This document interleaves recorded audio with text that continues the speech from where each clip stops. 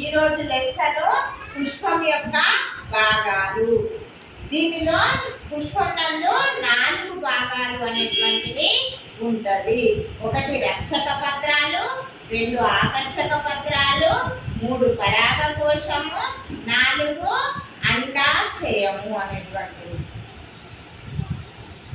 రక్షక పత్రాలు అనేటువంటివి ఆకుపచ్చ రంగులో ఉండి మన పుష్పాన్ని రక్షించడానికి ఉపయోగపడతాయి. పుష్పం యొక్క కింది భాగంలో కొన్ని పుష్పాలకు కాడ ఉంటుంది.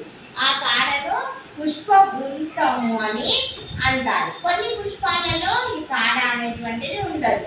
ఈ పుష్ప వృంతాన్ని కలిగినటువంటి పుష్పాలలో వృంత సహిత పుష్పాలు అని అంటారు. పుష్ప వృంతం లేనటువంటి పుష్పాలను వృంత రహిత పుష్పాలు అని అంటారు.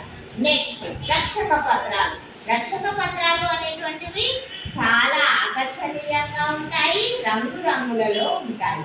ఇవి కీటకాలను, పక్షులను ఆకర్షించడానికి ఉపయోగపడతాయి. నెక్స్ట్ ఉండేవి కేసరాలు, పరాగకోశం. ఈ పరాగకోశము, పరాగ రేణువులు అనేటువంటివి పురుష లైంగిక అవయవాలు. పుష్పాలలో పురుష లైంగిక అవయవాలు. చూడండి, పరాగకోశం చూడండి, కేసర దండము అనేటువంటిది ఉంటుంది. దీంట్లో పరాగకోశం అనేటువంటిది ఉంటుంది. పరాగకోశంలో పరాగ రేణువులు, పుప్పొడి రేణువులు అనేటువంటివి ఉంటాయి. నెక్స్ట్ కింద అండకోశము అనేటువంటిది ఉంటుంది. ఇది పుష్పాలలో, మొక్కల్లో స్త్రీ ప్రత్యుత్పత్తి అవయవము. ఈ అండకోశంలో కింద ఉంటుంది కదా బేస్, అండన్యాస స్థానం నందు అండాలు అనేటువంటివి అమరి ఉంటాయి.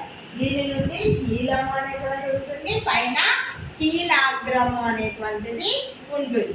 కీటకాల ద్వారా ఈ పరాగ రేణువులు అనేటువంటివి కీలాగ్రాన్ని చేరి కీలం ద్వారా ప్రయాణం చేసి అండాలను చేరుకుంటాయి. అప్పుడు ఫలదీకరణ అనేటువంటిది జరుగుతుంది. నా వీడియోని లైక్ చేయండి, నా ఛానల్ని సబ్స్క్రైబ్ చేసుకోండి.